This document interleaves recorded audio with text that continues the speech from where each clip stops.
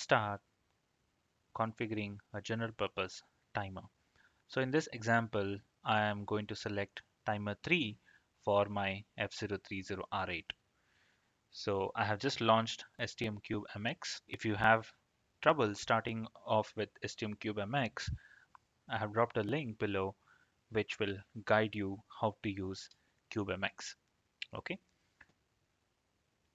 so here is the block diagram of timer 3. Here you can see that the first thing what you have to select is the clock reference, whether it is going to use internal clock or an external clock coming from a pin.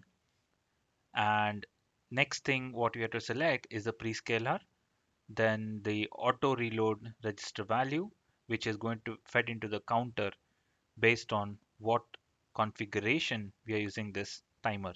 That means, are we using this peripheral as a timer or as a counter for counting the pulses coming from the pins? And also, will not be configuring any output.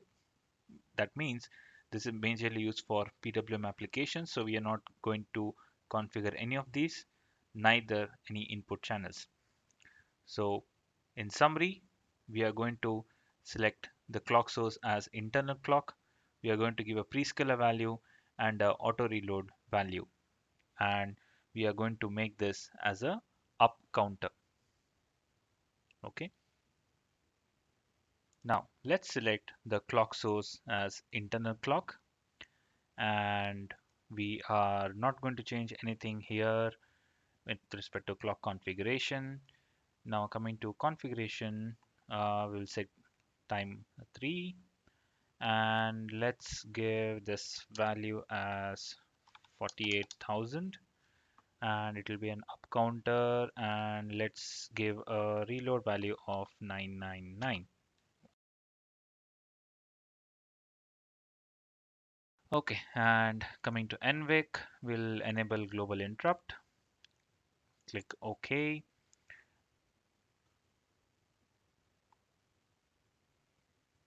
So when it launches Autolic Studio, you can just close this information center, and here you can see that it has already imported the project. Okay, let's build this.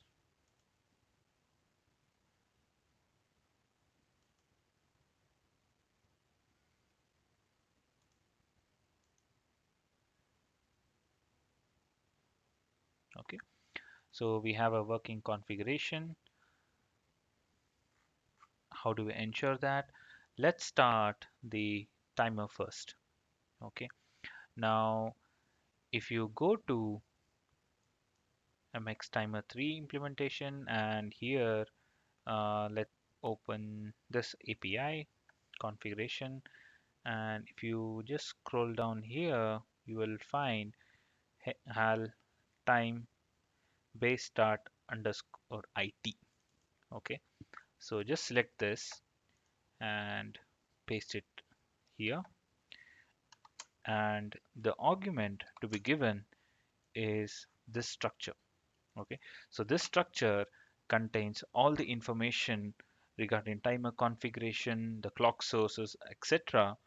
As you can see here, whatever value we had given earlier, and it maintains all the configuration throughout the program scope. Okay, so here we are going to give that address, because if you go to this API, it is expecting the address of that structure.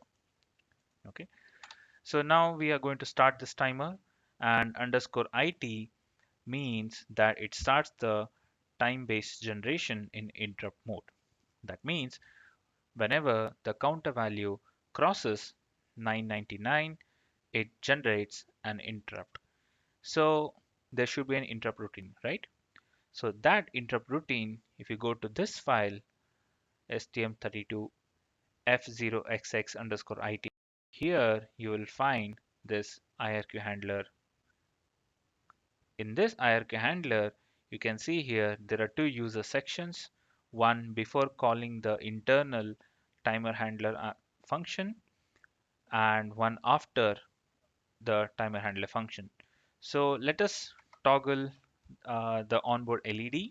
So for that, let's go to main.h, and here you can see that the LED pins, the port information as well as the pin information is already available in the form of a macro.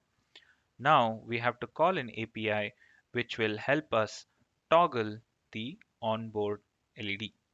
So let's go to the GPIO, then we'll go to GPIO hal.c. This is the shortcut what I use. And here you can see that we have an API called GPIO toggle pin.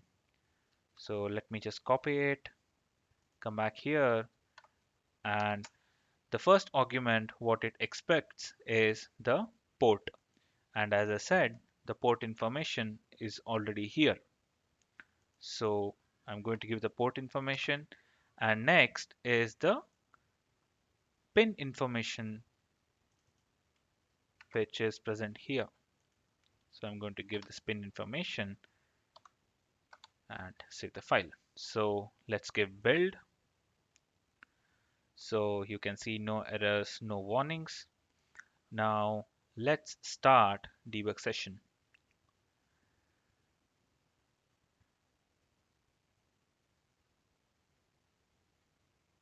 And let me open the interrupt routine and let me place a breakpoint here. So one breakpoint here as well. Okay. So now you can see that it hits this breakpoint. Now, as soon as I resume the execution, after some time, it will come and hit the interrupt routine. Now, what is that time duration, right? So that time duration is nothing but 1 second. Okay, so you can see, you can just make out that delay, right? So if I click once, so after a second, it just comes and hits here. Now, if I remove this breakpoint and give run, the onboard LED keeps on toggling.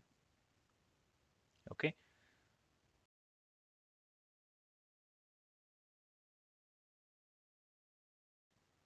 Now let me come out of this debug session.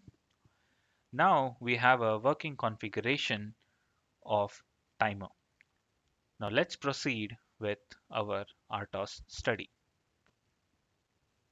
If you have any questions, please do drop them in the comment box below, and please do like, share and subscribe to my channel. Thank you.